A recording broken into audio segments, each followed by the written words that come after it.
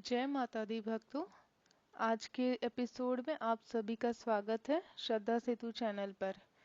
मित्रों, देवी भागवत महापुराण के अद्भुत प्रसंगों में एक कथा ऐसी है जो हमें भाग्य और भक्ति के गूढ़ रहस्य से परिचित कराती है।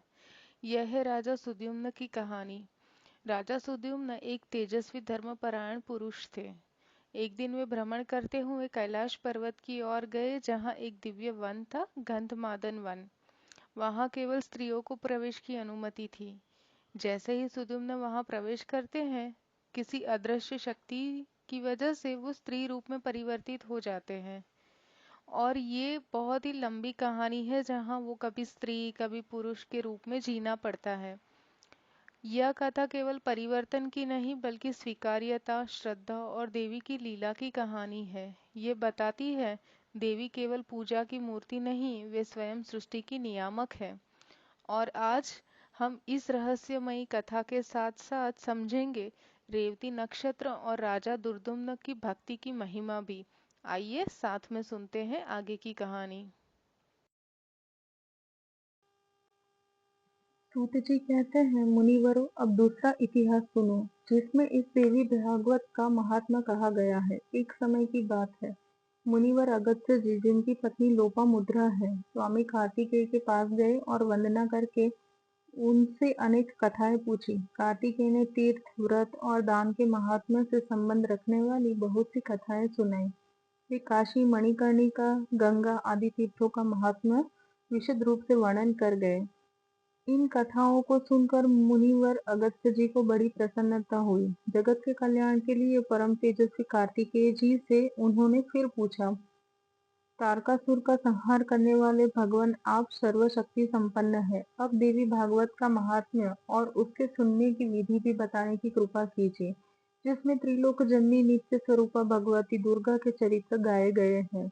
उस देवी भागवत नामक पुराण से बढ़कर दूसरा कोई पुराण नहीं है।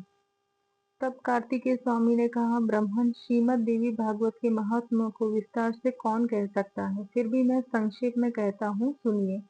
जो नित्य स्वरूपा है, सच्चित आनंदमय, जिनका श्रेय विग्रह है तथा भुक्ति मुक्ति देना जिनका स्वभाव ही है, वे भगवती जगदम्बिका देवी भागवत में स्वयं विराजमान रहती है। अतएव मुने इसे देवी की वाग्मयी मूर्ति कहते हैं। इसके पढ़ने और सुनने से जगत के कोई भी पदार्थ दुर्लभ नहीं रह सकते। सुना है विवस्वान मनु के पुत्र श्राद्धदेव थे। उन्हें कोई संतान न थी। वशिष्ठ जी की सम्मति से उन्होंने पुत्रेष्टि यज्ञ किया। विवस्वान मनु की स्त्री का नाम श्रद्धा था। श्रद्धा ने होता से प्रार्थना की, ब्राह्मण, आप ऐसा उपाय कीजिए कि मेरे गर्भ से कन्या उत्पन्न हो। तब होता मन ही मन कन्या उत्पन्न हो, यह संकल्प करते हुए हवन करने लगे। इस विपरीत भावना के फल स्वरूप इला नाम की कन्या उत्पन्न हुई। राजा विवस्वान कन्या को देखकर उदास हो गए। उन्होंने गुरुदेव से पूछा, यहाँ आपका संकल्प उल्टा फल देने वाला कैसे हो गया? राजा की बात सुनकर मुनिवर वशिष्ठ ध्यानस्थ हो गए। उन्हें मालूम हो गया कि होता इस व्यतिक्रमण के कारण है। तब इला को पुरुष बनाने के लिए मुनि ने भगवान श्री हरि की शरण ली। मुनि के तप एवं भगवान के अनुग्रह से वह इला सबके देखते ही पुरुष रूप में परिवर्तित हो गई। उस समय गुरुदेव ने संस्कार करके इला का नाम सुद्युम्न रखा। वे मनुपुत्र सुद्युम्न ऐसे प्रकांड विद्वान हुए, मानो विद्या के अथाह सागर हो। कुछ समय के बाद जब सुद्युम्न युवा हुए, तब वे घोड़े पर चढ़कर शिकार खेलने के लिए जंगल में चले गए। किसी समय की बात है, देवाधिदेव भगवान शंकर अपनी प्राण प्रिय पार्वती के साथ प्रसन्नता पूर्वक विहार कर रहे थे। उसी समय उनके दर्शन की अभिलाषा से मुनिगण पधारे। मुनियों को देखकर पार्वती जी लज्जित हो गई। संयमशील मुनियों ने देखा भगवान शंकर और पार्वती जी हास विलास कर रहे हैं, तब वे तुरंत लौटकर वैकुंठ को चले गए। फिर भी अपनी प्रेयसी भार्या पार्वती को प्रसन्न रखने की इच्छा से भगवान शंकर ने यह शाप दे दिया, आज से जो पुरुष इस वन में प्रवेश करेगा, उसकी आकृति स्त्री की बन जाएगी। उसी समय से पुरुष उस स्थान पर नहीं जाते। सुदिन वहां सहसा चले गए और जाते ही उनकी आकृति स्त्री की हो गई। साथ के सब लोग भी स्त्री बन गए। जो घोड़ा था वह भी घोड़ी के रूप में परिवर्तित हो गया। यह देखकर उस सुंदरी स्त्री को बड़ा आश्चर्य हुआ। अब वह वन में इधर उधर घूमने लगी। एक समय की बात है, वह स्त्री बुद्ध के आश्रम के सन्निकट पहुंची। उसे देखकर बुद्ध के मन में विकार उत्पन्न हो गया। उसे पाने की इच्छा जाग उठी। वह स्त्री भी सोमनंदन बुद्ध को पति बनाने की इच्छा प्रकट करने लगी। तब वह स्त्री बुद्ध के साथ हास विलास करती हुई उन्हीं के आश्रम पर रहने लगी। कुछ समय बाद बुद्ध ने उस स्त्री के गर्भ से पुरुरवा को उत्पन्न किया। बुद्ध के आश्रम पर रहते हुए उसे वर्षों बीत गए। एक दिन उसे अपना पहला वृत्तांत याद आ गया। स्मरण आते ही उसके मन पर दुख की घटा छा गई। फिर तो वह निकली और तुरंत गुरुदेव वशिष्ठ के आश्रम पर चली गई। उन्हें प्रणाम करके अपना सारा समाचार कह सुनाया और पुनः पुरुष होने की इच्छा प्रकट करती हुई उनके शरणापन्न हो गई। सब बातें विदित हो जाने पर वशिष्ठ जी कैलाश पर गए। उन्होंने भगवान शंकर की भली भांति पूजा की और उत्तम भक्ति के साथ वे उनकी आराधना में लग गए।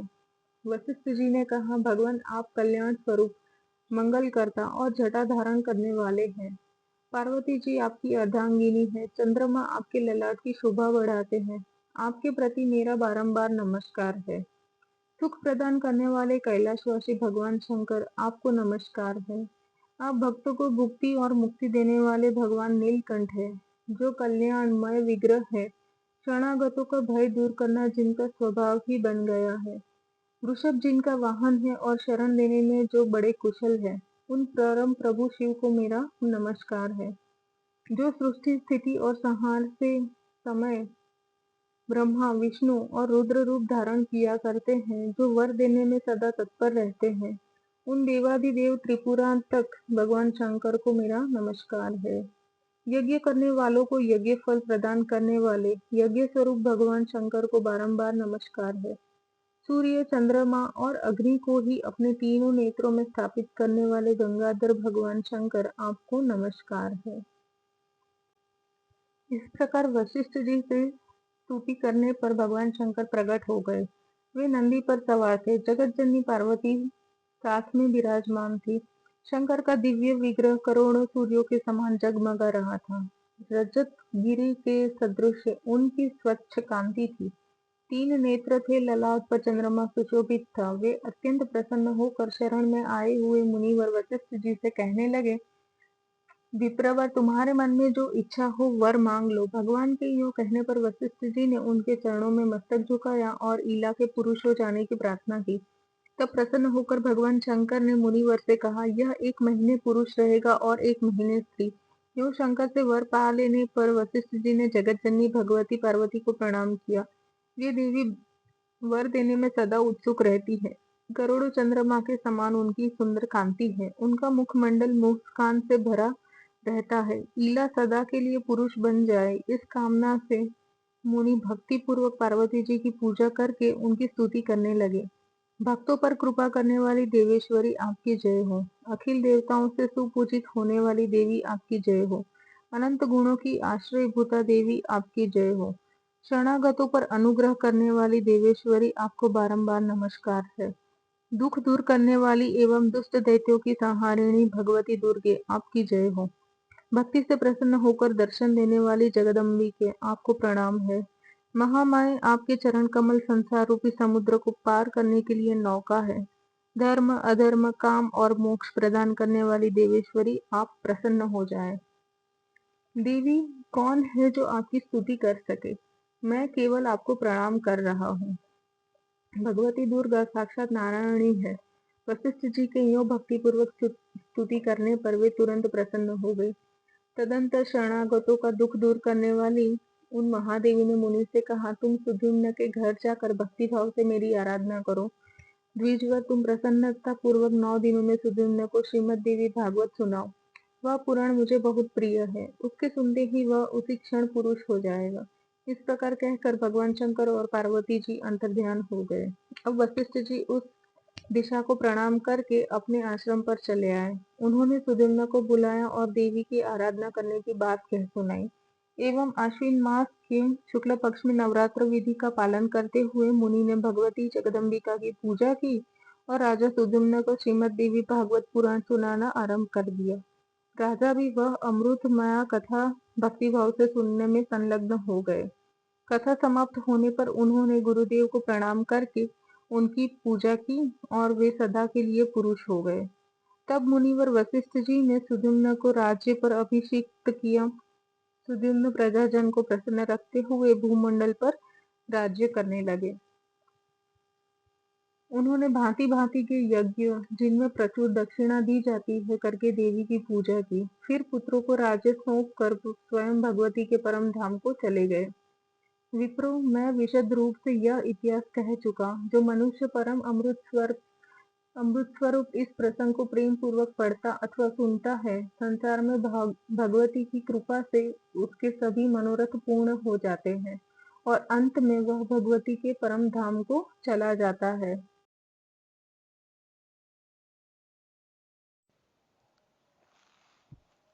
सूत जी कहते हैं, इस प्रकार की अत्यंत अद्भुत दिव्य कथा सुनने पर भी अगस्त्य जी की इच्छा शांत न हुई। अतः नम्रतापूर्वक उन्होंने पुनः श्री कार्तिकेय जी से कहा। अगस्त्य जी ने कहा कि आप देवसेना के अध्यक्ष हैं, मैंने आपके मुखारविंद से यह अलौकिक कथा सुन ली। अब श्रीमद् देवी भागवत का दूसरा महात्म्य सुनाने की कृपा कीजिए। स्कंद जी कहते हैं, मित्रा वरुण से प्रकट होने वाले मुने, अब यह कथा कहता हूँ सुनो। जिसके एक अंश में भागवत की महिमा कही गई हो, धर्म का विशद वर्णन हो और गायत्री का प्रसंग आरंभ करके उसका महत्व दर्शाया गया हो, उसे भागवत कहते हैं। भगवती जगदम्बिका से इस कथा का संबंध है, अतएव इसे देवी भागवत कहते हैं। ब्रह्मा, विष्णु और शिव सभी देवता उन भगवती जगदम्बिका की आराधना करते हैं। रुतवाक नाम के एक मुनि थे, उनकी बुद्धि बड़ी विलक्षण थी। उनके यहाँ समयानुसार पुत्रोत्सव हुआ। रेवती का चौथा चरण गंडांत होता है, उसी में उस बालक की उत्पत्ति हुई। मुनि ने उस लड़के की जात कर्म आदि सभी क्रियाएं सुविधि संपन्न की। चूड़ाकरण और उपनयन आदि संस्कार भी संपन्न किए। महात्मा रुतवाक के यहाँ जब से उस पुत्र का जन्म हुआ, तभी से वे रोग और शोक से चिंतित रहने लगे। क्रोध और लोभ उन्हें सदा घेरे रहते थे। माता की भी यही स्थिति हो गई। उसे निरंतर अनेक रोग सताने लगे। वह उदास होकर सदा चिंता में डूबी रहती थी। वह लड़का भी उद्दंड हो गया। तब मुनि अत्यंत चिंतित होकर सोचने लगे, कौन ऐसा कारण है जिससे यह मेरा पुत्र महान दुष्ट हो गया। उस समय उस लड़के ने किसी मुनि की स्त्री को हठपूर्वक छीन लिया था। वह ऐसा प्रचंड मूर्ख था कि माता पिता की शिक्षा पर बिल्कुल ध्यान ही नहीं देता था। तब रुतवाक मुनि अत्यंत खिन्न होकर कहने लगे, मनुष्य को पुत्र न हो यह अच्छा, किंतु दुराचारी पुत्र हो जाना किसी स्थिति में भी ठीक नहीं है, क्योंकि दुष्ट पुत्र पितरों का स्वर्ग से नरक में ढकेल देता है। वह जीवन पर्यंत पिता को केवल दुख ही देता है। कुपुत्र और पापपरायण संतान से पिता कभी सुखी नहीं हो सकते। ऐसे पुत्र जन्म को धिक्कार है। उस पुत्र से न मित्रों का उपकार होता है और न शत्रुओं का अपकार ही। जगत में वे ही पुरुष बड़भागी हैं जिनके घर सुपुत्र होने का अवसर सुलभ है। सदाचारी पुत्र दूसरे का उपकार करता और माता पिता को सुखी बनाए रखता है। दुराचारी पुत्र से कुल नष्ट हो जाता है। जगत में अपकीर्ति होती, इस लोक और परलोक में दुख सहने पड़ते तथा अंत में नरक की यातना भोगनी पड़ती है। कुपुत्र से कुल नष्ट हो जाता है। दुष्ट स्त्री मिलने से जन्म की सार्थकता जाती रहती है। उत्तम भोजन न मिलने से दिन व्यर्थ चला जाता तथा कुमित्र से सुख की आशा भी निष्फल हो जाती है। स्कंद जी कहते हैं, इस प्रकार दुष्ट पुत्र के नीच व्यवहार से दुखी होकर वे श्री गर्ग जी के पास गए और उनसे पूछने लगे, भगवान, आप ज्योतिष शास्त्र के आचार्य हैं, मेरे पुत्र के दुराचारी होने का क्या कारण है, वह मैं आपसे पूछना चाहता हूँ, बताने की कृपा करें। मैंने गुरु की सेवा में तत्पर रहकर विधि पूर्वक वेदाध्ययन किया, ब्रह्मचर्य व्रत का पालन करके उचित रूप से विवाह की विधि संपन्न की, स्त्री के साथ रहकर सदा में गृहस्थ धर्म का पालन करता रहा, समुचित रूप से पंच यज्ञ की क्रिया संपन्न की। विप्रवर, मुझे नरक का भय सदा बना रहता था, अतः काम संबंधी सुख की इच्छा न करके मैंने केवल पुत्र प्राप्ति के लिए शास्त्रानुसार गर्भाधान किया। मुने, फिर भी माता अथवा पिता किसके दोष से मुझे यह ऐसा दुराचारी पुत्र प्राप्त हो गया। यह दुखदायी पुत्र परिवार में अशांति फैला रहा है। रुत्वाक मुनि की यह बात सुनकर ज्योतिष शास्त्र के पारगामी मुनिवर गर्ग जी ने सभी कारणों पर विचार करके कहा, मुने, पुत्र के दुश्चरित होने में न तुम कारण हो न माता तथा कुल ही। रेवती का अंतिम चरण गंडांत होता है, वही कारण है, क्योंकि मुने वही निंदित वेला तुम्हारे इस पुत्र का जन्म समय बीत रही थी। अतएव तुम्हें दुखी करना इसका स्वभाव बन गया, दूसरा कोई भी कारण नहीं है। ब्राह्मण, तुम उस दुख को दूर करने के लिए जगत जननी भगवती दुर्गा की आराधना करो। यत्न पूर्वक सुपूजित होने पर वे संपूर्ण विघ्न शांत कर देती है। गर्ग जी की बात सुनकर रुत्वाक मुनि क्रोध से मूर्छित हो गए। उन्होंने रेवती को शाप दिया, वह आकाश से गिर जाए। उस समय नक्षत्र मंडल चमक रहा था, उधर सबके नेत्र लगे हुए थे। इतने में ही मुनि के शाप से रेवती आकाश से टूटकर कुमुदगिरी पर आ पड़ी। रेवती के गिरने से यह पर्वत रेवतक नाम से प्रसिद्ध हो गया। तब से उस पर्वत की शोभा और भी अधिक बढ़ गई।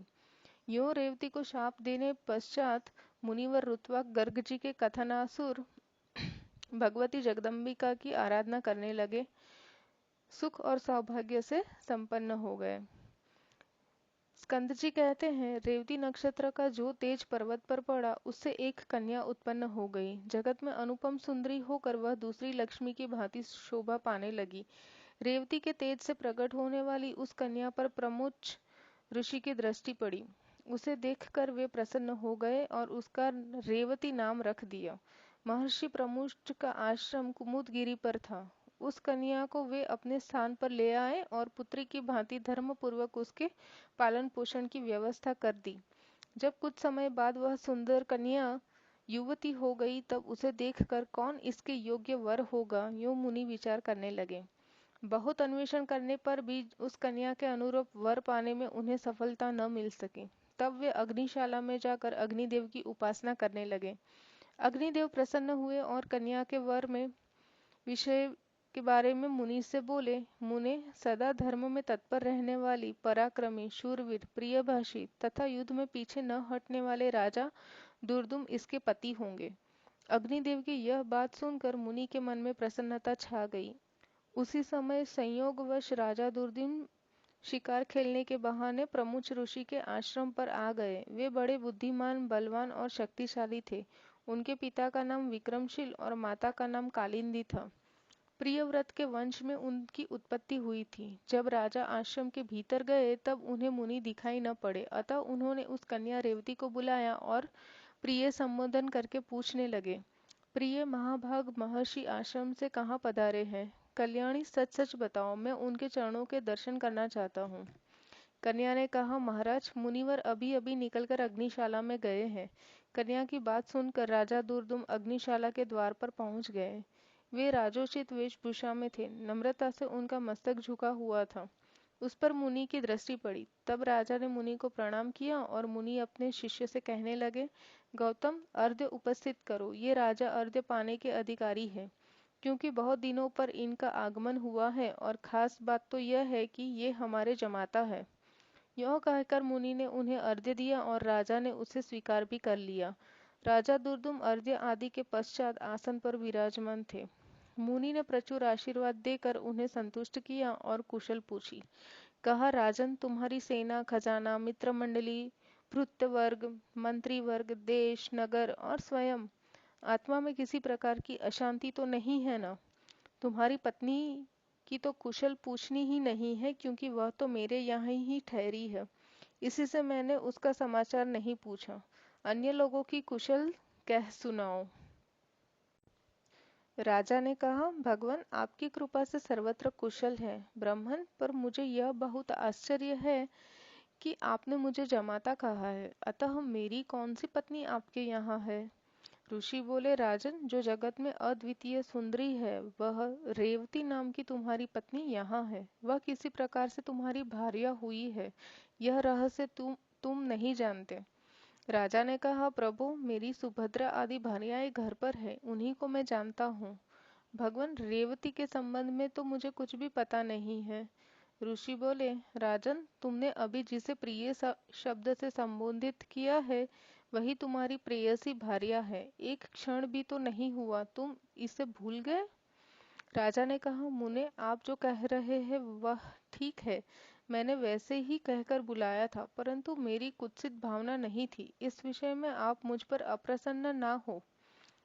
ऋषि बोले, राजन, तुम बहुत ठीक कहते हो। तुम्हारे मन में कोई बुरा विचार नहीं था, किंतु अग्निदेव की प्रेरणा से तुम्हें ऐसे शब्द का उच्चारण करना पड़ा। इस कन्या के पति कौन होंगे, यह बात अभी मैंने अग्निदेव से पूछी थी। उन्होंने कहा है, राजा दुर्दुम इस कन्या के स्वामी होंगे। इसे कोई टाल नहीं सकता। इसलिए राजन, मैं यह कन्या तुम्हारी सेवा में समर्पण करता हूँ। इसे स्वीकार करो। तुमने उसे प्रिय शब्द से जो संबोधित किया था, उस विषय में तो कुछ विचार ही नहीं करना चाहिए। मुनि की यह बात सुनकर राजा चुप हो गए। अब मुनि उसके विवाह की विधि संपन्न करने की व्यवस्था करने लग गए।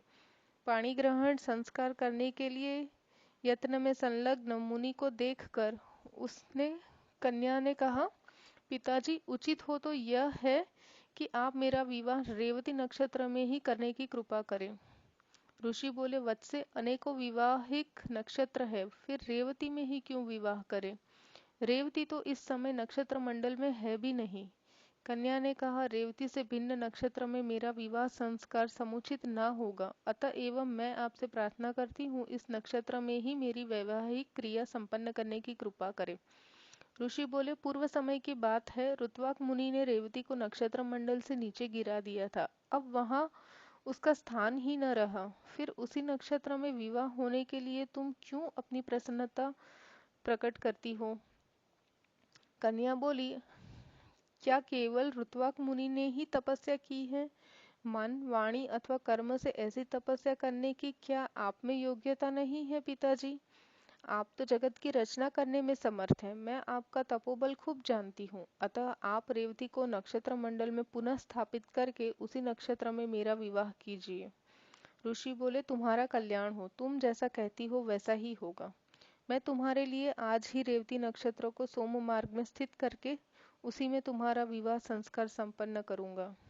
स्कंद जी ने आगे कहा, अगस्त्य जी, इस प्रकार कहकर मुनि ने अपनी तपस्या के प्रभाव से उसी समय रेवती को नक्षत्र मंडल में पूर्ववत स्थापित कर दिया। फिर उसी नक्षत्र में वैवाहिक विधि से मुनि ने राजा दुर्दुम को वह रेवती नाम की कन्या सौंप दी। स्कंद जी कहते हैं, अगस्त्य, इस प्रकार कहकर मुनि ने अपनी तपस्या के प्रभाव से उसी समय रेवती को नक्षत्र मंडल में पूर्ववत स्थापित कर दिया। फिर उसी नक्षत्र में वैवाहिक विधि के अनुसार मुनि ने राजा दुर्दुम को वह रेवती नाम की कन्या सौंप दी। विवाह कर देने के पश्चात मुनि ने राजा से कहा, वीर, तुम्हें क्या पाने की इच्छा है, कहो, उसे मैं पूर्ण करने को उद्यत हूँ। राजा बोले, मुनिवर, मैं स्वयंभुवक नाम मनु का वंशज हूँ। आपकी कृपा से मुझे मनवंतर का अधिष्ठाता पुत्र प्राप्त हो, यही अभिलाषा है। मुनि ने कहा, राजन, यदि तुम्हारी ऐसी इच्छा है तो भगवती जगदम्बिका की आराधना करो, तब मनवंतर का स्वामी पुत्र तुम्हें अवश्य प्राप्त होगा।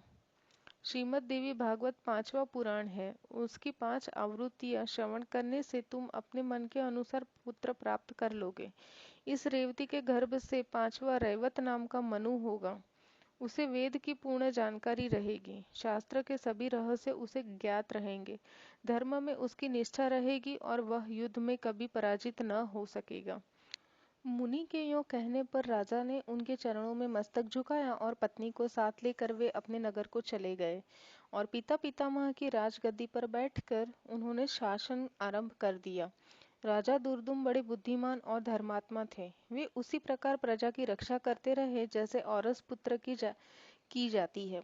एक समय की बात है, महात्मा लोमश जी राजभवन पधारे। राजा ने प्रणाम करके उनका स्वागत सत्कार किया और हाथ जोड़कर उनसे कहने लगे, मुने, आप सर्वसमर्थ हैं, मुझे पुत्र पाने की इच्छा है, अतः आप श्रीमद् देवी भागवत नामक पुराण सुनाने की कृपा कीजिए। राजा की बात सुनकर लोमश जी को बड़ा आनंद हुआ। वे कहने लगे, राजन, तुम धन्य हो, तभी तो त्रिलोक जननी भगवती दुर्गा में तुम्हारी ऐसी भक्ति जागृत हो गई है।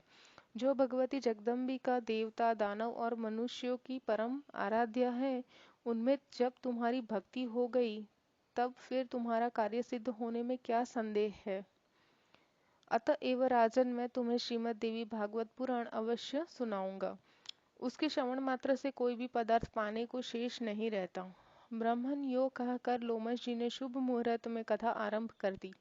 राजा दुर्दुम सपत्नी बैठकर विधि पूर्वक कथा की 5 आवृत्तियां सुनते रहे। कथा समाप्त होने के दिन उन धर्मात्मा ने अत्यंत आनंद के साथ पुराण और मुनि की पूजा की, नरवाण मंत्र से हवन किया, कुमारी कन्याएं जिमाई गई। वे सपत्नी ब्राह्मण भोजन में सम्मिलित हुए और सबको दक्षिणा देकर संतुष्ट किया गया। कुछ समय व्यतीत होने पर भगवती की कृपा से रानी को लोक का कल्याण करने वाला गर्भ रह गया। गर्भ की अवधि पूर्ण होने पर ग्रहों के उत्तम योग में रानी ने पुत्र प्रसव किया। उस समय संपूर्ण मंगल प्रदान करने वाला मुहूर्त बीत रहा था। पुत्र जन्म की बात सुनकर राजा के मन में अपार हर्ष छा गया। उन्होंने स्नान किया, सुवर्ण के कलश रखे गए और उसके जल से जात कर्म आदि क्रियाएं सुचारू रूप से संपन्न की गई। ब्राह्मणों को दान देकर संतुष्ट किया गया। तदंतर समय पर यज्ञोपवीत हुआ तथा अंगों और उपांगों सहित वेद पढ़ाने की राजा ने व्यवस्था कर दी। फिर रैवत नाम से विख्यात यह बालक संपूर्ण क्रियाओं का पारगामी, धर्मात्मा, धर्म का प्रवचन एवं अनुष्ठान करने वाला, परम पराक्रमी तथा अस्त्रवेत्ताओं में सर्वश्रेष्ठ निकला। तदंतर ब्रह्मा जी ने रैवत को मनु के पद पर प्रतिष्ठित कर दिया। श्रीमान रैवत मनवंतर के स्वामी बनकर धर्मपूर्वक पृथ्वी पर शासन करने लगे। इस प्रकार मैंने भगवती जगदम्बिका के एवं पुराण के महात्म्य का संक्षेप से वर्णन कर दिया। उसे विस्तार पूर्वक कहने में तो कोई भी समर्थ नहीं हो सकता है। सूत जी कहते हैं, अगस्त्य जी ने श्रीमद् देवी भागवत के महात्म्य एवं विधि सुनने के पश्चात स्वामी कार्तिकेय जी की पूजा की और पुनः अपने आश्रम को लौट गए। ब्राह्मणों, तुम लोगों के समक्ष देवी भागवत के महात्म्य का वर्णन मैं कर चुका। भक्ति पूर्वक इसे पढ़ने की और सुनने वाला पुरुष जगत में भोगों को भोग कर अंत में पुनरागमन से रहित हो जाता है। पुराण की जानकारी रखने वाला दरिद्र, दुर्बल, बालक, तरुण अथवा बूढ़ा पुरुष भी नमस्कार कराने का अधिकारी, पूज्य एवं सर्वदा आदरणीय माना जाता है। गुण एवं जन्म देने वाले जगत में अनेकों गुरु हैं, किंतु उन सब की अपेक्षा पुराण का ज्ञाता गुरु ही सर्वश्रेष्ठ समझा जाता है। पुराण की जानकारी रखने वाला ब्राह्मण यदि व्यास गद्दी पर बैठकर कथा वाच कर रहा हो तो प्रसंग समाप्त होने के पूर्व किसी को प्रणाम न करे। पुराण की कथा परम पवित्र है। जो इसे उपेक्षा बुद्धि से सुनते हैं उन्हें फल तो मिलता ही नहीं, उल्टे दुख और दारिद्र्य भोगने पड़ते हैं। पुराण के जानने वाले पुरुष को आसन, पात्र, द्रव्य, फल, वस्त्र और कंबल देने वाले बड़भागी जन भगवत धाम के अधिकारी हो जाते हैं।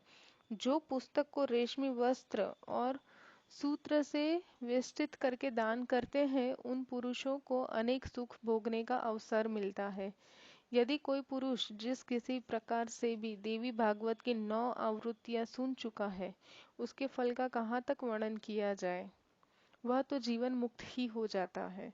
राजा से शत्रुता हो जाए, हैजा आदि महामारी का प्रकोप हो, अकाल पड़ जाए अथवा राष्ट्र विप्लव हो जाए, तब भी इन सबके भय की शांति के लिए यह देवी भागवत सुनना चाहिए। द्विजगणों, भूत प्रेत संबंधी बाधा शांत करने, शत्रु से राज्य पाने तथा पुत्रोत्सव होने के लिए इस देवी भागवत का श्रवण परम आवश्यक है। देवी भागवत के आधे श्लोक अथवा आधे पाद का भी श्रवण पठन करने वाला पुरुष परम पद का अधिकारी हो जाता है। स्वयं भगवती जगदम्बिका के श्री मुख से आधा श्लोक ही निकला, तत्पश्चात शिष्य परंपरा से उसी का इतना विस्तृत देवी भागवत तैयार हो गया। गायत्री से बढ़कर न कोई धर्म है, न तपस्या है, न देवता है, न भजने योग्य ही है।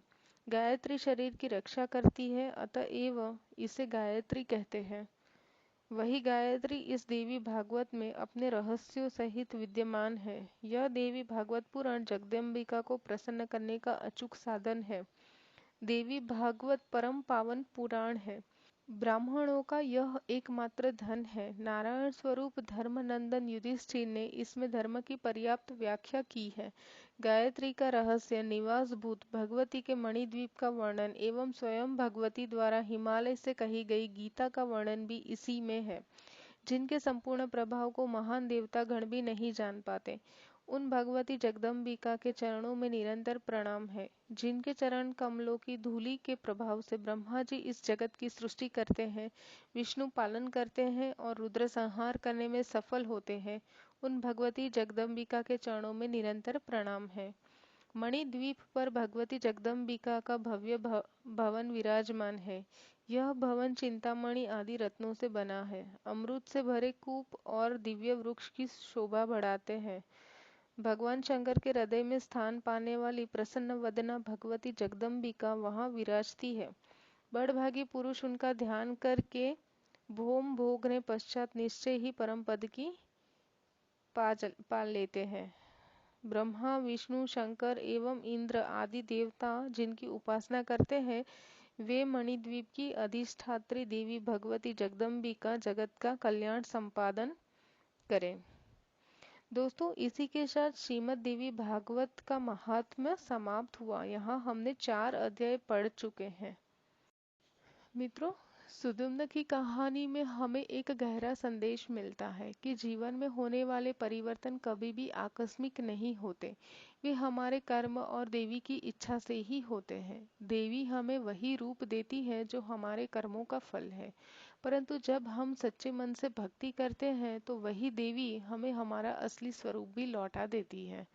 रेवती नक्षत्र की महिमा हमें सिखाती है कि भक्ति के लिए समय नहीं, श्रद्धा और समर्पण आवश्यक है।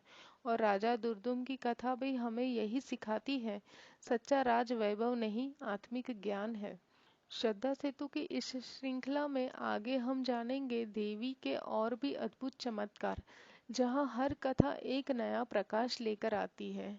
अगर यह कथा आपके मन को छू गई हो तो लाइक करें, कमेंट करें, जय माता भगवती लिखें और श्रद्धा सेतु चैनल को सब्सक्राइब करें। अगले भाग में जुड़ने के लिए सब्सक्राइब करना ना भूलें, क्योंकि देवी की कहानियाँ केवल सुनी नहीं जाती हैं, अनुभव की जाती हैं। जय माँ भगवती।